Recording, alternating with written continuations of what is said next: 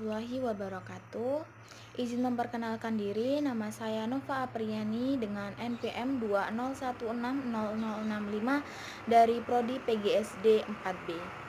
Baik, di sini saya akan memenuhi tugas yaitu mengenai pendidikan IPS SD kelas awal. Di sini saya akan menjelaskan mengenai merancang dan menerapkan model pembelajaran IPS terpadu dengan menggunakan pendekatan wilayah. Dengan materi yang saya ambil yaitu aktivitas ekonomi dan sumber daya alam.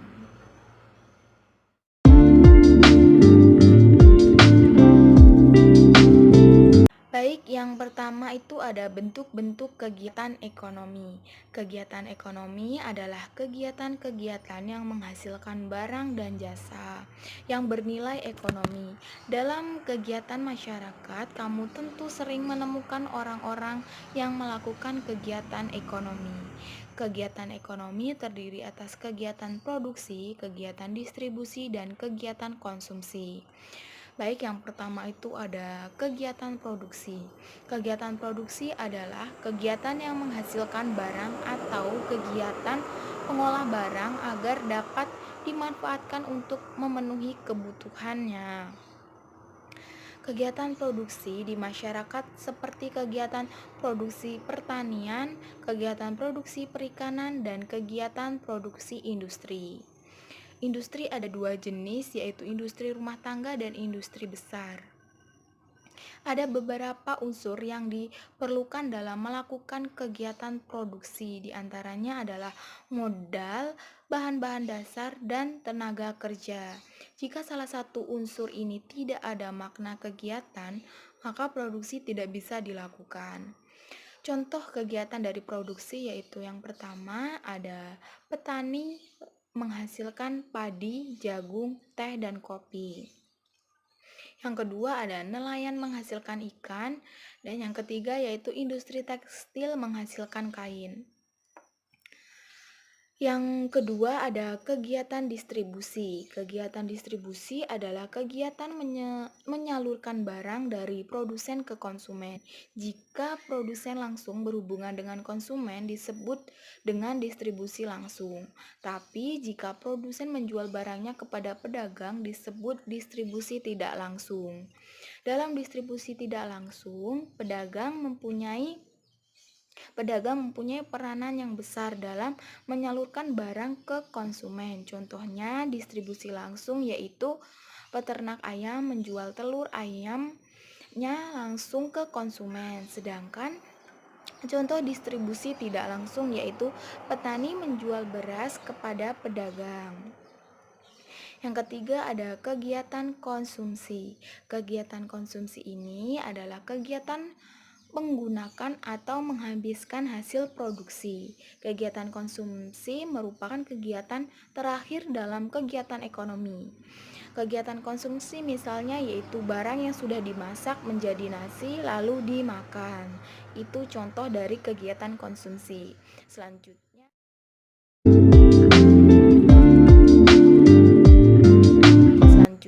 yang B yaitu kegiatan ekonomi yang berkaitan dengan sumber daya alam.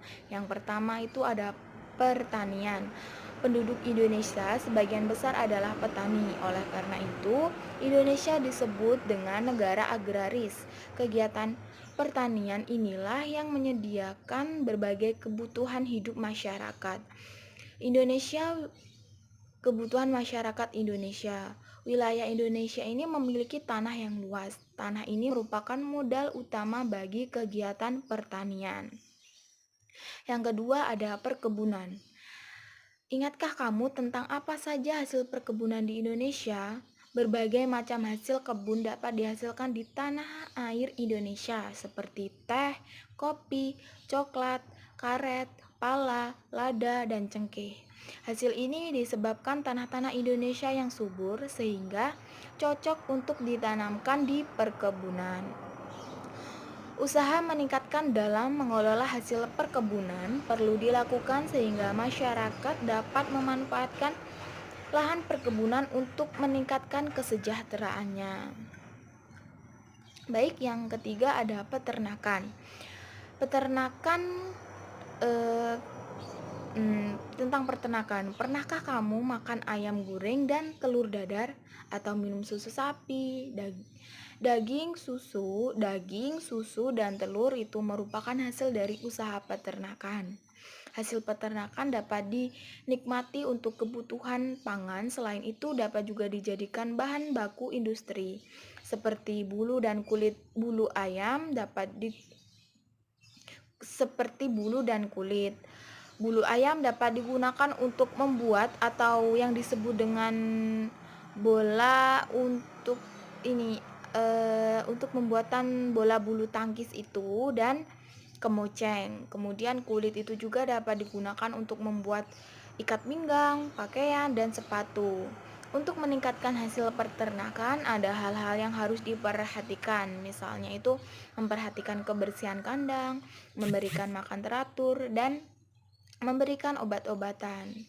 Hewan yang kandangnya bersih tentu akan sehat sehingga hasil ternaknya itu bagus. Selanjutnya itu yang keempat ada perikanan. Laut merupakan sumber daya alam yang sangat besar. Sebagian besar wilayah Indonesia ini merupakan perairan. Maka bangsa Indonesia mempunyai hasil laut yang banyak. Hasil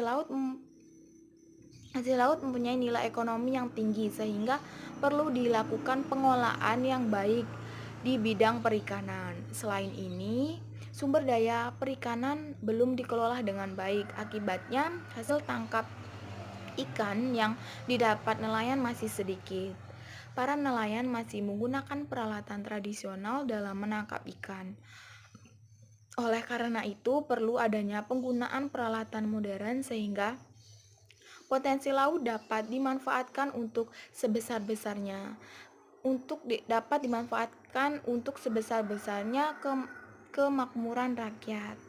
Jenis-jenis ikan yang dihasilkan dalam perairan di Indonesia itu seperti ada bawal dan udang. Selanjutnya ada yang kelima yaitu kehutanan. Hutan merupakan sumber daya alam yang dapat diperbaharui manfaat hutan, misalnya itu menghasilkan kayu, pencegah banjir dan erosi. Manfaat lain adalah sebagai objek wisata dan paru-paru dunia. Hasil hutan seperti kayu dan damar berdasarkan jenis tanamannya, hutan digolongkan menjadi dua, yaitu hutan homogen dan heterogen. Pertambangan bumi Indonesia mengandung berbagai bahan tambang diantaranya yaitu ada emas, perak, minyak bumi, dan berbagai bahan tambang.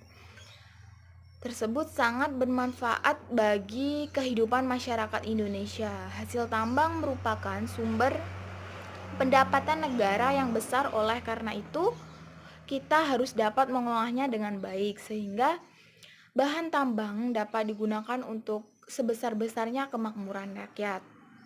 Yang ketujuh ada perindustrian. Kegiatan industri di Indonesia dilakukan oleh pemerintah dan warga masyarakat. Industri yang dilakukan oleh pemerintahan merupakan industri besar, sedangkan industri yang dilakukan oleh masyarakat biasanya industri kecil. Industri kecil ini disebut juga dengan industri rumah tangga. Contoh dari industri besar diantaranya itu ada industri pesawat terbang, industri kendaraan bermotor, industri elektronik, dan industri kertas dan industri tekstil. Sedangkan contoh dari industri kecil diantaranya yaitu ada hasil anyam, mebel, batik, dan konveksi.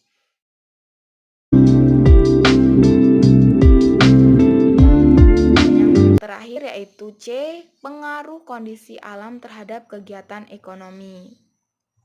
Tiap daerah mempunyai kondisi alam yang berbeda, sehingga kegiatan ekonomi yang dilakukan oleh masyarakat juga berbeda-beda.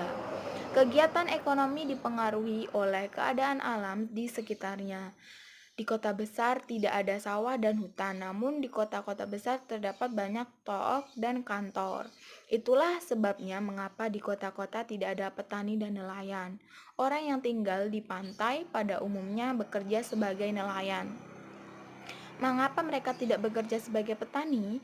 Karena alam sekitarnya berupa pantai. Demikian juga orang yang tinggal di daerah pegunungan. Mereka bekerja dengan bercocok tanam. Kondisi alam pegunungan memang lebih cocok untuk kegiatan pertanian. Di Indonesia juga terdapat padang rumput masyarakat yang tinggal di daerah ini pada umumnya adalah peternak. Mereka biasanya berternak sapi, kerbau, kambing, dan kuda.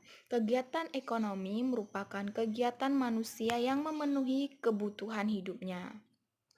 Jenis kegiatan ekonomi masyarakat ini sangat bergantung dengan kondisi alam sekitarnya. Oleh karena itu, terdapat berbagai macam jenis pekerjaan. Hal ini disebabkan karena lingkungan alam yang juga bermacam-macam. Itulah tadi penjelasan dari saya. Kurang lebihnya saya mohon maaf. Saya akhiri. Wassalamualaikum warahmatullahi wabarakatuh.